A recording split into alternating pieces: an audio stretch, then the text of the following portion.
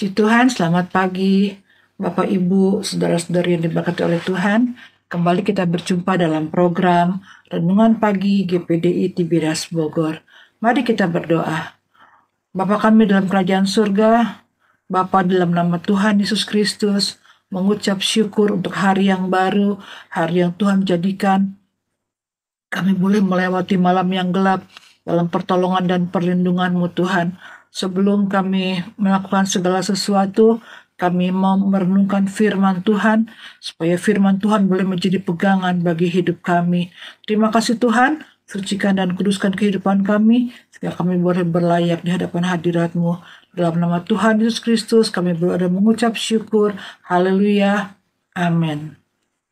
Judul renungan kita pada pagi hari ini adalah Kesabaran adalah kasih. Mari kita buka Alkitab kita dalam Efesus pasal 4 ayat yang kedua. Efesus pasal 4 ayat yang kedua. Hendaklah kamu selalu rendah hati, lemah lembut dan sabar. Tunjukkanlah kasih-Mu dalam hal saling membantu. Sabar adalah kemampuan untuk menerima masalah, keterlambatan, kesalahan tanpa menjadi marah, kesal, ataupun khawatir.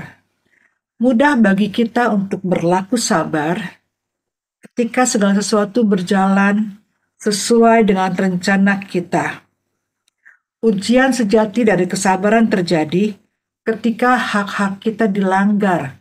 Contoh, ketika mobil lain memotong jalur kita di jalanan. Atau ketika tiba-tiba ada orang yang menyerobot antrian. Ketika kita diperlakukan tidak adil. Ketika ada teman ataupun orang yang tidak kita kenal mengejek ataupun menghina iman kita kepada Kristus, dan masih banyak hal lainnya. Apakah kita masih bisa sabar?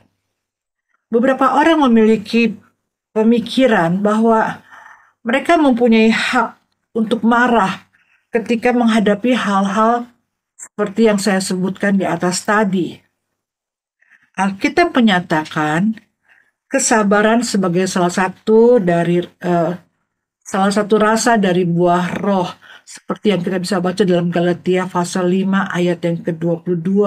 Tetapi buah roh ialah kasih, sukacita, damai sejahtera, kesabaran, dan lain sebagainya, yang sepatutnya dihasilkan oleh semua yang mengaku sebagai pengikut Kristus. Kesabaran merupakan bentuk perwujudan iman kita terhadap waktunya Tuhan, terhadap kemahakuasaannya Tuhan, dan terhadap kasih yang Allah sudah berikan dalam kehidupan kita. Kesabaran di dalam Amsal merupakan sifat yang dipuji karena berharga dalam praktek kehidupan untuk menghindari perselisihan, terutama jika terlibat dalam hal-hal yang bisa menimbulkan amarah. Bisa kita baca dalam Amsal 16 ayat yang ke-32. Amsal 16 ayat 32 berbunyi, orang yang sabar melebihi seorang pahlawan. Orang yang menguasai dirinya melebihi orang yang merebut kota. Kemudian Amsal 25 ayat 15. Dengan kesabaran, seorang penguasa dapat diyakinkan, dan lidah lembut dapat mematahkan tulang. Contoh, kita lihat tokoh-tokoh Alkitab dalam hal kesabaran. Ayub. Kita semua tahu siapa Ayub. Dia mengalami penderitaan yang begitu luar biasa. Tetapi dalam penderitaannya dia tetap bertekun. Dia tetap sabar. Dia tetap mengandalkan Tuhan dalam kehidupannya. Sehingga pada akhirnya Ayub dipulihkan lebih daripada hidupnya yang semula. Contoh yang kedua, Abraham. Abraham sebagai bapak orang percaya. Kita kenal perjalanan hidupnya, betapa dia menantikan seorang anak. Sampai usianya yang sudah lanjut, dia tetap bersabar menanti janji Tuhan yang sudah berkata kepadanya, yang sudah menjanjikan kepadanya bahwa dia akan memperoleh anak. Dan ketika waktunya tiba, dengan kesabaran yang dia miliki, dia memperoleh Ishak, anak yang Tuhan sudah janjikan dalam kehidupannya. Contoh yang ketiga, Yesus sebagai teladan kita, juru selamat kita. Ia tekun memikul salib ganti sukacita yang disediakan bagi dia. Sekarang dia duduk di sebelah kanan tahta Allah Bapa di surga. Karena Tuhan terus menunjukkan kesabaran ketika kita melakukan hal-hal yang mengecewakan hatinya, sepatutnya kita juga dapat menunjukkan kesabaran kepada orang-orang lain, kepada sesama kita ketika mereka mengecewakan kita. Apapun yang kita alami, apapun yang sedang kita gumuli hari-hari ini, jalani dengan kesabaran. Jalani dengan kesabaran yang didasari oleh kasih. Sabar. Tuhan ada beserta dengan kita.